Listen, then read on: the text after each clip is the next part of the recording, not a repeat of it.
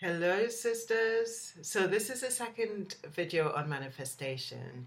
In the first video, we really started to feel into what was our way of manifesting. So, how do we bring something from thought into form? And we're doing this all the time, right? There's certain things that you don't have right now that you're thinking of getting tomorrow. And that's just basically bringing it from the ethers of the mind, bringing it from the thought into actual form. And because we do it so naturally, we don't really think of it as being, part of our manifestation process. But ultimately, this is what we're doing when we're manifesting. A lot of times, though, when we're manifesting in our day-to-day lives, we're manifesting the things that we already know. So there are things that we know really well how to get, going and buying a train ticket, or getting in the car and going to the gas station, or visiting a friend but stopping along the way to buy a little present for them, that kind of thing. All of those things are things that we manifest daily, every day in our day-to-day lives, but we just don't think about it because it comes really naturally. Yet it's bringing something from the ethers, something from the thought process into form. But there's other things that we have no idea really how to manifest straight off the bat. And this is where we enter into the unknown. This is where we enter into the realm of the intuitive, the realm of guidance, the realm of navigation, the realm of actually opening up to the universe to point a spotlight and show us the way. So basically, when it comes to this manifestation, this playful manifestation of 5,000 US dollars, and even saying that, it might feel a little triggery for you. And if it does, just feel into that, right? Feel into it in a way of like, how would this be if it was just flowing? Like if I was totally in alignment with this and it felt really comfortable to me, what would that feel like?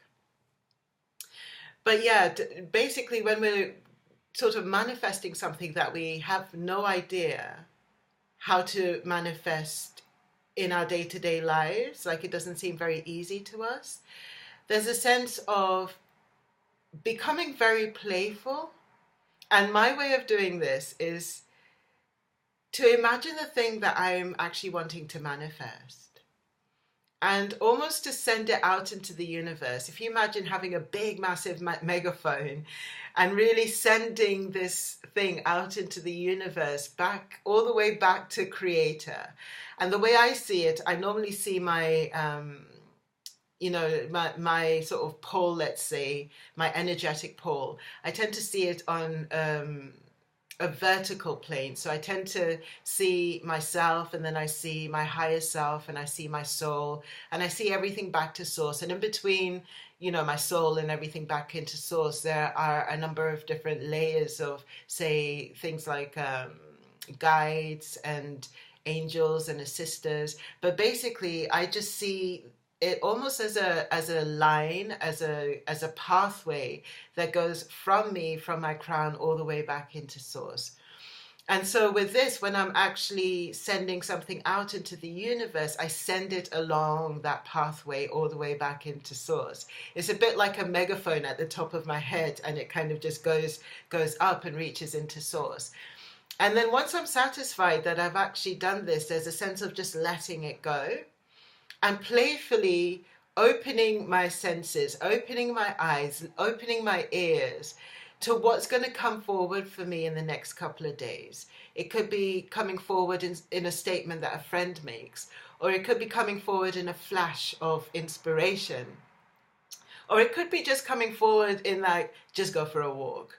And something in that actually then inspires something that I come back and I'm ready to meet what it is that I'm actually looking for. Or it could be that it comes forward in steps. So like basically you just get a little iota, like it's almost like a little tinge of the curtain pulling across, and you get to sort of glimpse behind it. And then it kind of goes back and you're like, okay, so that's the first step. And then you go towards that step, and then something else opens up, and you go towards a step, and something else opens up, and then there's a kind of like almost like a gradual opening of the veil until the whole room is revealed, you know? It's a bit like that. So play around with the megaphone, play around with sending off into the ether the thing that you want all the way back to source, and then opening up, releasing it, and then opening up for source to communicate back to you what are the steps, where do you go from here. And I shall see you in the next video. I hope you have fun playing along with this. All right, lots of love.